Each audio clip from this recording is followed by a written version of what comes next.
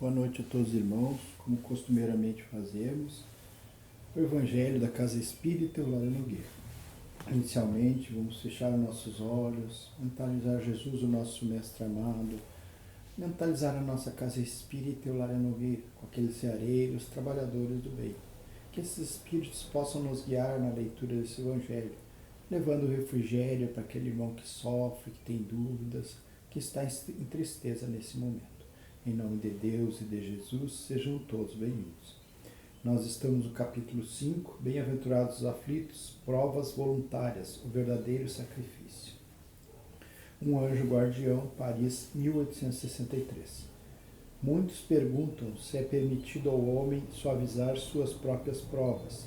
Essa questão equivale a uma outra. É permitido a alguém que está se afogando procurar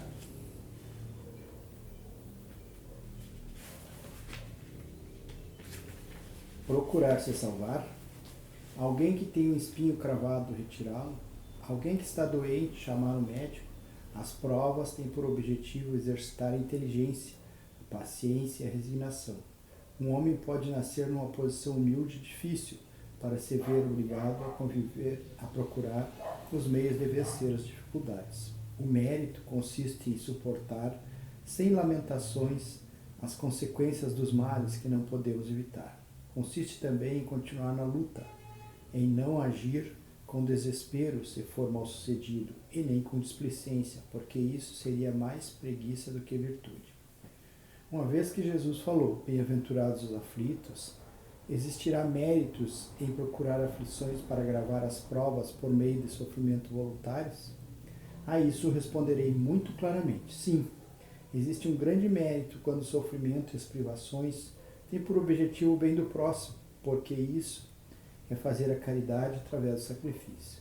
Não quando a finalidade é apenas favorecer a si mesmo, neste caso é egoísmo. Aqui existe uma grande distinção a ser feita. Contentem-se com as provas que Deus lhe envia e não aumentem a carga, por vezes já tão pesada. Aceitar as provas sem lamentações e com fé é tudo o que Ele quer. Não enfraqueçam o corpo com privações inúteis e torturas desnecessárias, pois precisam de todas as forças para realizar suas tarefas na terra. Torturar voluntariamente o corpo é transgredir a lei de Deus, que dá a cada um os meios de sustentá-lo e fortificá-lo. Enfraquecer o corpo sem necessidade é um verdadeiro suicídio. Usem, mas não abusem. Esta é a lei. O abuso das melhores coisas também traz sua punição e acarreta consequências inevitáveis. Outra coisa é o sofrimento, que alguém impõe a si próprio para aliviar a dor do próximo.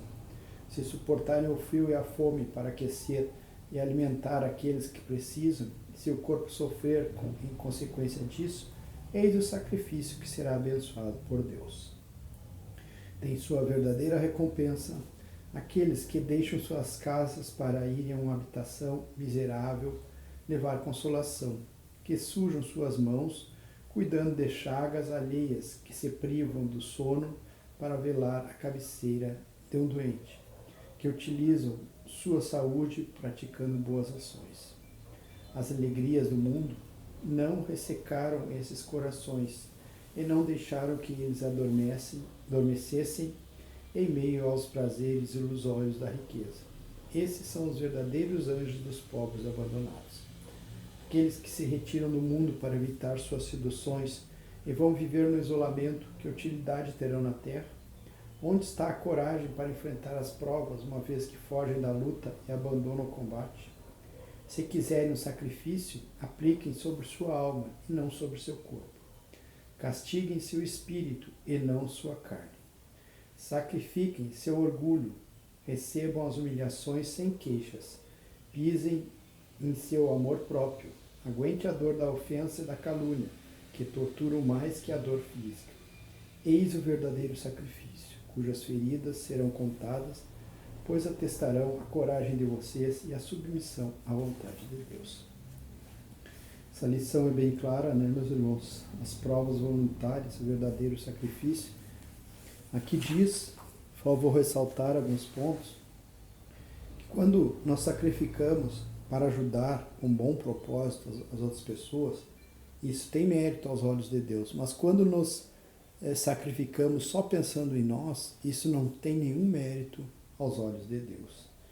É importante que nós tenhamos toda a nossa força, como diz o Evangelho, para passar pela nossa aprovação, que nós escolhemos lá no mundo espiritual. Então é importante guardar as nossas energias, cuidar do nosso corpo físico, para que ele possa fazer essa jornada e se desempenhar.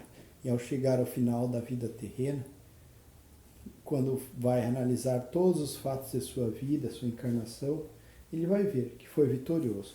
Mas para isso ele tem que pensar nos outros, não em si. Buscando dar uma maior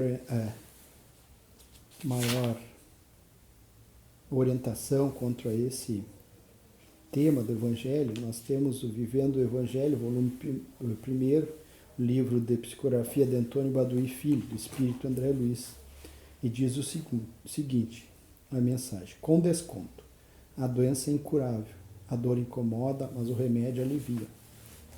A surdez é definitiva, reduz a comunicação, mas os sinais resolve. A lesão é congênita, altera o organismo, mas a cirurgia decide. O defeito é grave, limita o movimento, mas a prótese ajuda. A cegueira é completa, prejudica o estudo, mas o braille favorece. A perturbação é mental, desorganiza o juízo, mas o tratamento equilibra. O problema é insolúvel e ocasiona sofrimento, mas a fé traz resignação.